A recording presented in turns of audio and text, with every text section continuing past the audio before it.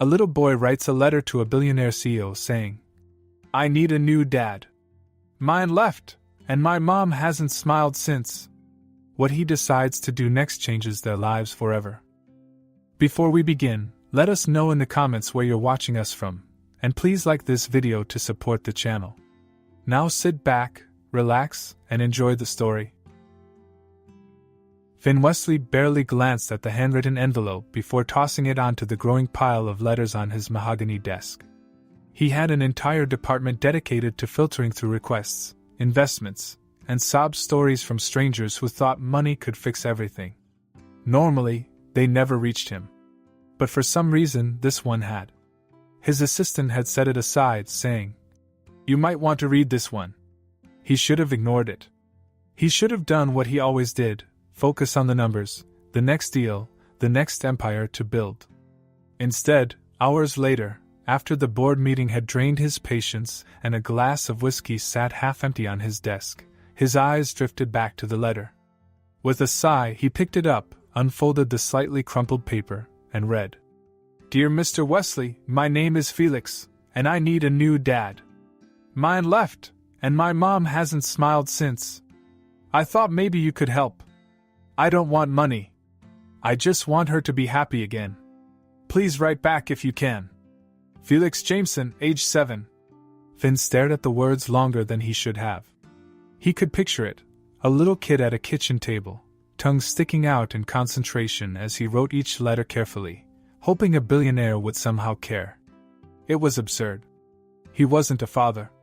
Hell, he wasn't even the kind of man who stuck around long enough in relationships to consider one. He ran companies, not families. Yet, as he sat in the dim glow of his office, the words gnawed at him.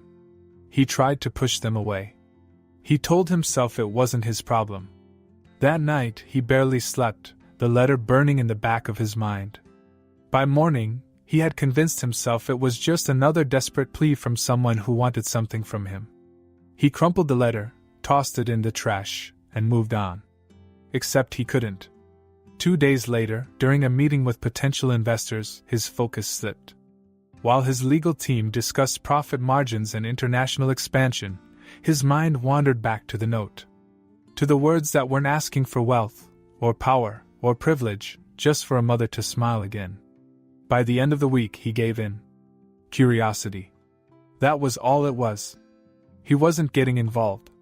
He just wanted to see who had written that letter, prove to himself that it wasn't his concern, and move on. A quick investigation revealed that Felix lived in a modest neighborhood on the outskirts of the city, in a house that had seen better days. The grass in the front yard was patchy, the porch steps slightly uneven, but it wasn't a place of ruin, just one where someone had tried to keep life going, despite the weight of what had been lost. Finn expected the boy to be shy, maybe intimidated by him. He wasn't. When Felix opened the door, all wide eyes and an oversized hoodie, he squinted up at Finn like he was studying him. Then, as if unimpressed, he turned back into the house and called, "Mom!" The rich guy actually showed up. Finn had to stifle a laugh. Felix led him into the small living room, where an old couch and a few mismatched chairs sat under the glow of a dim lamp. The house smelled like vanilla and something warm, comforting in a way Finn hadn't felt in years. "So," Felix said, climbing onto the couch and sitting cross-legged. "Are you here to fix it?" Finn raised an eyebrow. "Fix what?" "My mom. You're a billionaire. You fix things. That's what rich guys do, right?" Finn hesitated. "I think you might have misunderstood what I do," Felix huffed. "I don't want money. I just want my mom to be happy again." Finn wasn't sure how to respond to that. Before he could, a woman's voice cut through the air. "Felix, who?" She stopped in the doorway. And for the first time in Finn Wesley's life, he was completely, utterly speechless. Mia Jameson. The girl he used to watch across the high school cafeteria, the one he had been too damn afraid to talk to. The one who used to doodle in the margins of her notebook and hum under her breath when she thought no one was listening. She blinked at him, confusion written across her face. "Finn?" The way she said his name sent something sharp through his chest. He barely managed to nod. Felix looked between them, then pointed at his mother accusingly. You do know him! I knew it! Finn cleared his throat. We went to school together. Mia crossed her arms, looking wary. Yeah. A long time ago. Felix grinned. She had a crush on you, you know. Finn almost choked. He turned to Mia, who was now glaring at her son. Felix. What? It's true. I saw the yearbook. Finn felt like the ground had just tilted. Yearbook? Felix nodded. She circled your face. With a heart. Mia looked like she wanted to disappear. Finn, however, found himself grinning for the first time in days. Did she? Mia groaned. You should go. Finn took a step forward, his grin fading. Felix wrote me a letter. Her expression shifted instantly. Her protectiveness flared, like a lioness ready to defend. He did what? I asked him to fix you. Felix piped up. Finn watched as Mia's shoulders slumped, something pain crossing her face. Felix, sweetheart, I don't need. Yes, you do. He interrupted. You don't laugh anymore. You barely smile. You still set the dinner table for 3, even though it's just us. Silence. Finn saw it then. The weight in her eyes. The exhaustion. The sorrow that lingered just beneath the surface. What happened? He asked, softer now. Mia exhaled slowly, lowering herself onto the armrest of the couch. Felix's father. He was a gambling addict. He lost everything. And when there was nothing left, he walked out. Finn's hands clenched into fists. Just like that? Just like that. Finn could see the way she fought to keep her voice steady. How she refused to let herself break in front of her son. Something unfamiliar stirred in him. Maybe it was the way Felix had written to him, not for himself, but for her. Maybe it was the way Mia looked at him now, as if letting him in was the most dangerous thing she could do. Maybe it was the simple fact that fate had dropped him on her doorstep when she had once circled his face with a heart. For the first time in years, Finn felt like he was exactly where he was supposed to be. And he had no idea what to do next. Finn couldn't get them out of his head. The moment he left their house, the image of Felix's hopeful face and Mia's guarded expression stayed with him, lingering like a song he couldn't turn off. He told himself he had done what he came to do. He had met the boy, learned the situation, and confirmed it was none of his business. But as he sat in his office, staring at the city skyline, he knew that was a lie. It was his business now. And Finn Wesley didn't walk away from things that mattered. So he did what he had always done. He solved the problem. First, he paid off Mia's debts. It was simple, a few phone calls, a quick wire transfer. Then, after seeing the worn-out sedan in their driveway, he had a sleek new car sent to her house, along with an expensive gift basket filled with chocolates, spa treatments, and high-end wine. It was an elegant, effortless fix. Except it wasn't. The next day, Finn's assistant walked into his office carrying the very same gift basket. Miss Jameson returned this, she said, setting it down with an amused look. And the car? She sent it back to the dealership. Said she doesn't accept charity. Finn exhaled sharply, running a hand through his hair. Of course, she did. Mia had always been strong-willed, independent. He should have known throwing money at the problem wouldn't work. He wasn't trying to make her feel like a charity case, but that's exactly what he had done. Fine. If money wasn't the way in, he needed a different approach. Something that wouldn't make her feel like she was being fixed, but rather, like she was being seen. The next day, he showed up at her doorstep again. She opened the door, arms crossed, already looking annoyed. Unless you're here to take back your money, I'm not interested. Finn smirked. I have a different offer. She sighed. Finn, Felix, he interrupted, turning his attention to the boy sitting cross-legged on the couch. You ever been on a private jet? Felix's eyes widened. No, he breathed, voice filled with wonder. Finn shoved his hands into his pockets, pretending to be casual. Well, I have one. And I was thinking of taking a little trip this weekend. Maybe to an island. Ocean views, crystal clear water, no responsibilities. He glanced at Mia. You could use a break. Mia's expression flickered with hesitation. We can't just, please, Mom. Felix interrupted, practically bouncing in place. A private jet. An island. Are you serious right now? Finn fought back a grin. Completely. Mia gave him a long, wary look. What's the catch? No catch, Finn said simply. Just a weekend. No debt payoffs, no gifts. Just some time away. Mia hesitated. Then she sighed, glancing at Felix, whose expression was pleading. Fine. But I'm not accepting anything from you. If we go, we pay for our own food. Finn chuckled. Sure. We'll split the check. Felix was practically vibrating with excitement as they stepped onto the jet. This is insane, he said, running his hands over the leather seats, eyes wide as he took in the lavish interior. You really own this? Yep, Finn said, amused by the wonder in his voice. Felix turned to Mia.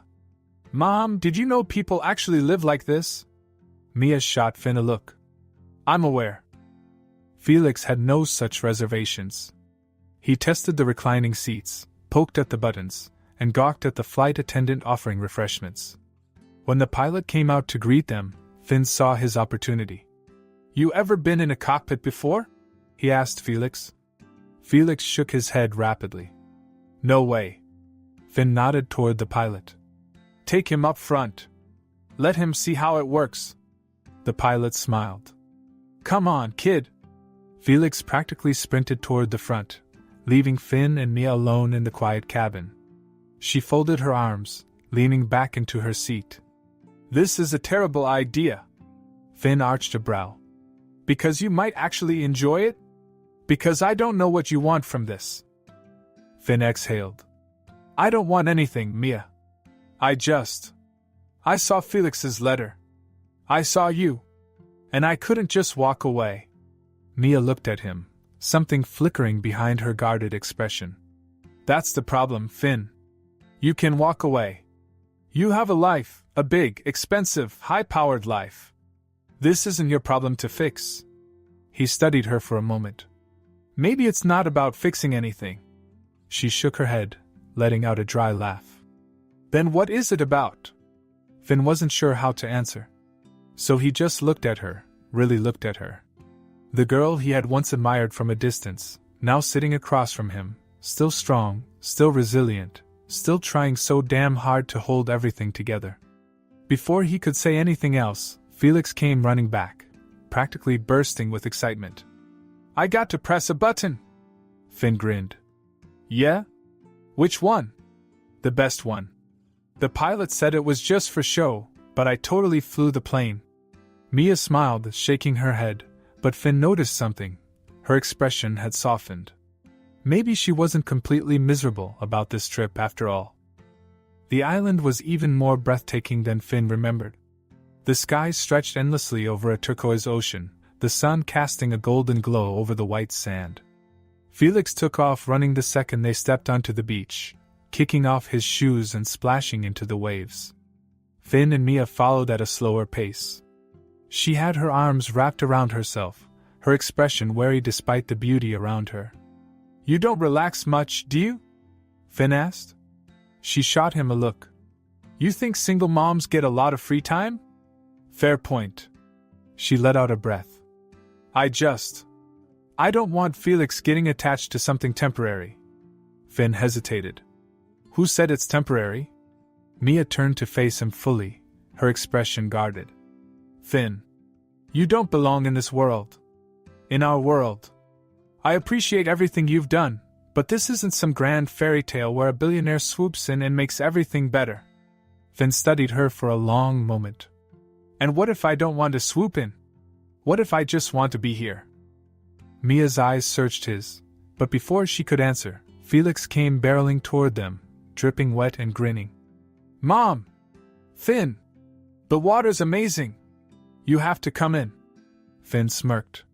Sounds like an invitation. Mia sighed, shaking her head. I am not getting in that water. Felix pouted. Come on. Just for a little bit. Finn leaned in slightly, lowering his voice. What, afraid to have fun? Mia narrowed her eyes. Oh, you wish. And before she could think twice, Finn took her hand and pulled her toward the waves. She yelped as the water hit her ankles, laughing despite herself, and for the first time since he'd met her again, Finn saw it, the smile Felix had been waiting for. It was worth every single mistake he had made trying to get her there. Finn wasn't used to slowing down. His life had always been about momentum, chasing the next deal, the next acquisition, the next success. But here, on the island, time moved differently. There were no ringing phones, no urgent emails, no meetings to dominate. Instead, there was the rhythmic sound of the ocean, the warmth of the sun on his skin, and the laughter of a little boy who had started to worm his way into his heart in a way Finn never expected. And then there was Mia. She was a contradiction, soft yet sharp, guarded yet undeniably magnetic. He had seen glimpses of the girl he remembered from high school, the one he had been too intimidated to approach. But she wasn't just that girl anymore. She was a mother now. A woman who had been hurt and left to pick up the pieces. Someone who had learned to survive without expecting anyone to stay. Finn wanted to prove her wrong. The weekend unfolded in ways he hadn't planned. He had thought this trip would be a strategic move, a way to show Mia and Felix a life without struggles, to ease some of their burdens. But it wasn't about that anymore. It wasn't about money or solutions. It was about moments. Felix, soaked from the ocean, challenging him to a sandcastle contest. Mia rolling her eyes but sitting beside them anyway, sculpting towers with delicate fingers. Finn letting Felix bury him in the sand, only for the boy to cackle wildly as Mia snapped a photo. It was easy. Uncomplicated. And for a man whose life had been built on control and structure, it was terrifying how much he wanted to hold on to it.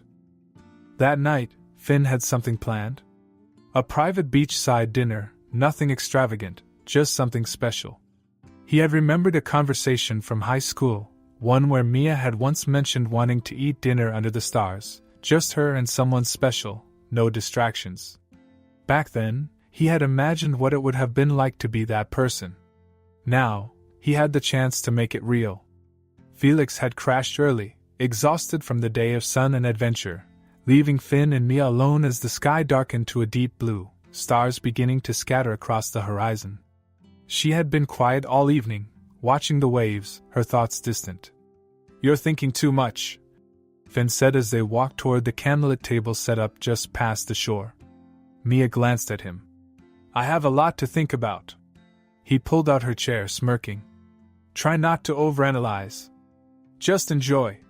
She hesitated before sitting down, eyeing the flickering candles, the soft glow of the lanterns illuminating the sand. This is nice. I'm very good at nice, he teased, pouring them each a glass of wine. You should let yourself enjoy it. She exhaled, taking a sip, and he caught the way her shoulders relaxed just slightly. The ocean breeze played with the loose strands of her hair, and Finn had to remind himself to breathe. She had always been beautiful, but here, in this light, with the waves as a backdrop, she looked like something out of a dream. For a while, they ate in comfortable silence. It wasn't until they were halfway through their meal that she finally said, I still don't understand why you're doing this. Finn set down his glass.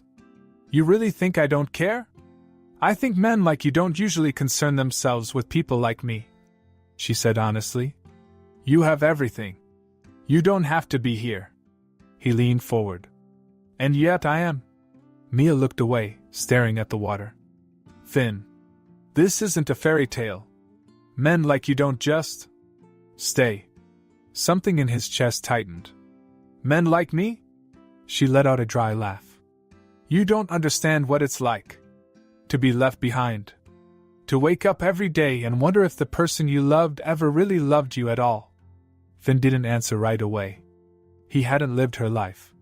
He didn't know what it was like to have a husband walk out, to be left alone with a child, to carry that weight alone.